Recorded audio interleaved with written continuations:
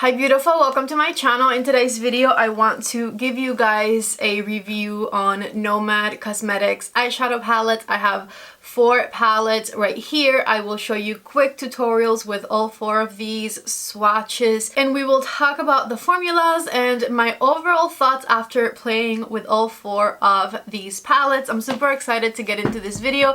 I've kind of been working on it for a very long time because I was making sure to try each of these palettes, and so I can't wait to get started. As always, if you guys like the video, don't forget to give it a thumbs up, and if you haven't subscribed to my channel yet, please don't leave without subscribing. We have a lot to get into, so let's go ahead and get started. Nomad Cosmetics is an indie eyeshadow brand. They do palettes based on places where they travel. So as you can see, each of these have a different theme. This one is their newest palette. It's called the Whistler Snow Lodge. Here is the inside of their newest palette. They are based out of Dallas, Texas, and the palettes are made in China. Here is the Tokyo palette, which is the one I'm wearing today. This one was designed on location in Tokyo, Japan. And look at the inside of this one. This is a perfect palette for spring, and if you're a pastel lover, this palette is beautiful. Then the Iceland Fire and Ice palette.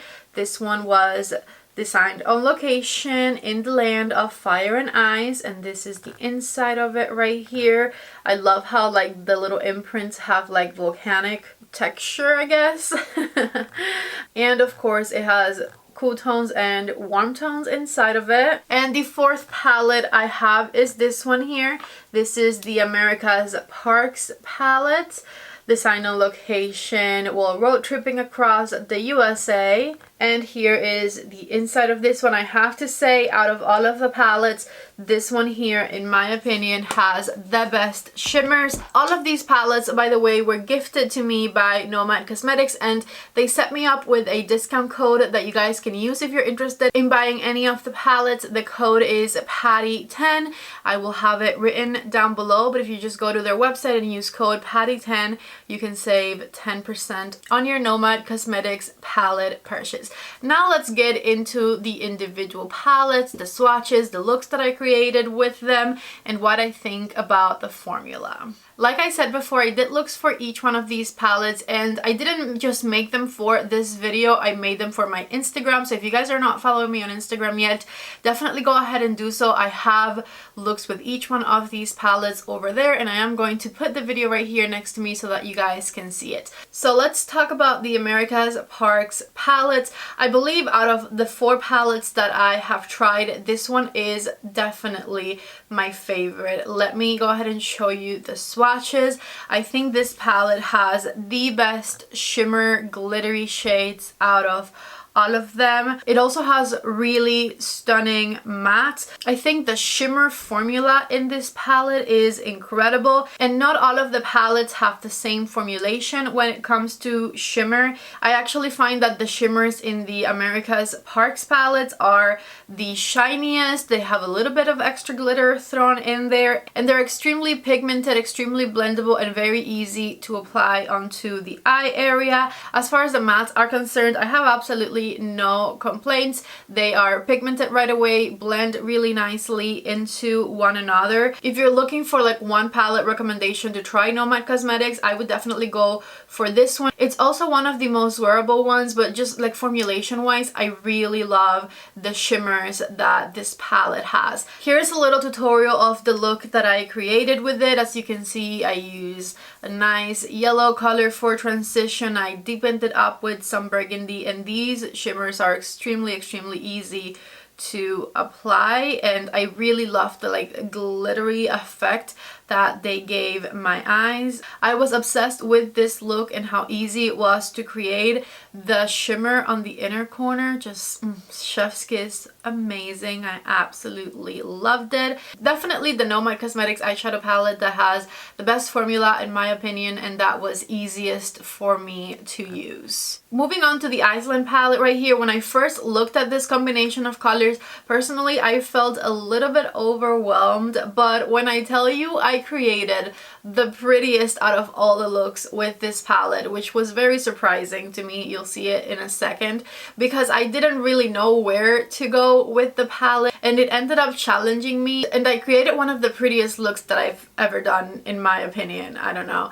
Anyways, this palette right here, as you can see, has a really nice combination of like warmth and cool tones. It has a really good combination of mattes and shimmers. I really love that each one of these palettes, even if they're super colorful and they don't have like neutral shades that you can use, they all still have really nice colors that you can use as transition shades, so you don't have a problem in that department. There's always going to be a transition shade, a middle shade, a shade that you can deepen up a look with. And the formula of all of these eyeshadows on the Iceland palette are also really nice. By the way, these palettes retail for $39 each. They're not super expensive. The packaging is beautiful. The formula is really nice. So for the price, I believe that each one of these are worth every penny. But you know that I like to be picky about each detail and share with you as much as I can, so I will tell you everything that I discovered while playing with them all. Let me just go ahead and show you the look that I created with this one, which I was obsessed with. I started off with that light teal-y blue shade, and then on the inner corner I went ahead and applied an orange shade just to switch it up, and I wasn't sure where to go from there, so I ended up deepening everything up with a very dark brown, and I really wasn't sure how easily this super dark brown right here would blend with the very light green. But after going back and forth a little bit, I was able to get this to blend out beautifully into this color. I went ahead and applied this really icy light shimmer in the center of the eye, a nice shimmery cool tone blue on the inner corner, and this look was stunning. I really loved the way that it came out, and out of all of the looks I've made with these palettes, I think it is my favorite, although I'm really loving what I did today with the pastel palette, which we will get to. Next, let's talk about this palette right here, the Whistler Snow Lodge palette, which is their newest release. And this palette, formula-wise, is amazing. The pigmentation that some of these dark shades have is incredible. Let me go ahead and show you the swatches. These were super effortless swatches. I cannot believe how easily all of these colors were gliding onto my arm. They are all so pigmented. These shades are truly blendable, and it has a really beautiful color story. Now, a color story like this one, again, no neutrals, so always a little bit scary for me, but I was able to totally make it work and create a look that I thought turned out beautiful. So let me go ahead and show you that. Here is the tutorial I created with this palette. I tried to do a really nice combination of the greens and the blues that the palette has, since there is so many of those shades. So I started off with a very like pastel green type of shade to use it as my transition color, and then I went on with this really nice olive green that the palette has. At this point I was like, it's looking way too green, I want to incorporate a different shade, so I went on with the icy blue in the center, and then I thought the difference was a little bit too stark, so I decided to do a little bit of a matte blue on the outer and inner corners of this palette, and it created this stunning teal color on my crease that I absolutely loved.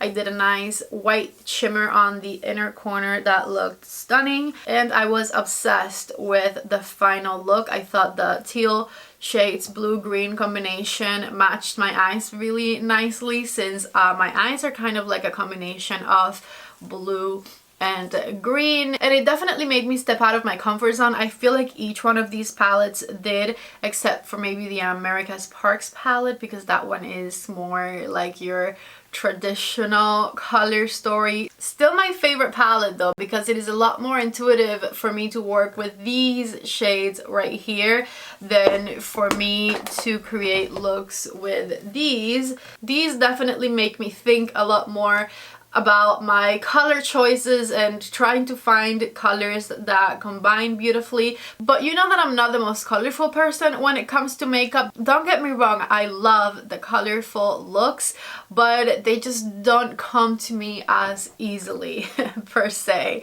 So lastly, let's talk about the Tokyo palette, and I have to say this one is definitely the one that gave me the most trouble out of all of them. I found that the formulas on these three palettes were extremely easy to use and blend and apply and build up. And with this one, even though I've created looks that I really like with this one, it's a lot more back and forth when it comes to getting the final look. I actually have two different tutorials with this one because I have one that I did for Instagram and I also have today's look, and I wanted to use it a little extra because I wanted to make sure I was giving you as much information as I possibly could. So let's start with today's look. I started with the nice matte pale yellow shade on the inner part of my crease, and then the deepest but still pastel purple color on the outer part of my crease. One thing I learned about this palette is that like transition colors are